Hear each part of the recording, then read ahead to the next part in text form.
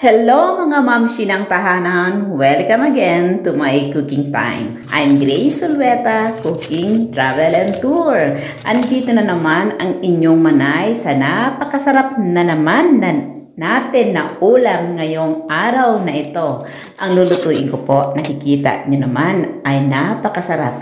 Isang isda po na malaki at nilahukan ko po ng palaman sa loob. Ang nilagay ko po dyan na palaman po ay nakikita nyo naman ang aking isda. Ayan. Ginawa natin parang daing. Then, ilalagyan natin ng luya, kamatis, bawang, sibuyas at turmeric at yung papong pampasarap na ginagamit natin na anong tawag nga dito po yun, yung mga powder po at magic sarap. Ayan po, ang ano po niyan ay nasa description po ang mga nilagay ko. Ayan po ang aking isda. Ibabalot natin sa aluminum foil. Parang ilalagay natin sa oven. Doon na lang natin ilulutuin, i-steam natin sa loob ng oven. Ay napakasarap na naman ang luto ng inyong manay. Ayan, pigaan natin ang kalamansi or lemon kung anong mayroon dyan sa inyong kusina. Ayan, yung sobrang kamatis, nilagay ko na lang dyan sa labas. Parang masarap na masarap. Pero po, ang paggawa ko niyan, ay hindi ko po ipapadry ang isda.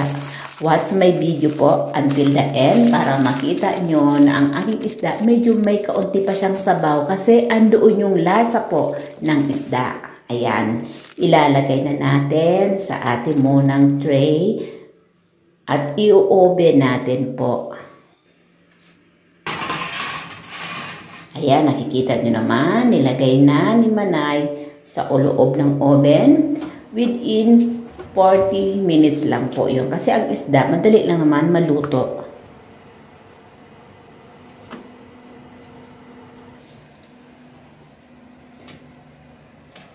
Ayan po, luto na siya. Ilalabas na natin sa oven. Ay napakainit. Tan-taradantan! Ayan na! Wow! Yummy, yummy! Ang ulam ng inyong manay. Sana may nakuha kayong bagong idea sa aking niluto ngayon na napakasarap. Alam ko naman ay ginagawa to ng iba at yung hindi pa nakakatry nito, itry nyo po ito. Mga mamshi ng tahanan, mga manay ng tahanan. Ayan, binubuksan na natin dahil napakainit. Nag-uusok-usok pa. Sa amoy pa lang. Lagi nyo lalagyan ng luya. Dahil masarap po ang luya, nakakaalis po ng lansa ng isda.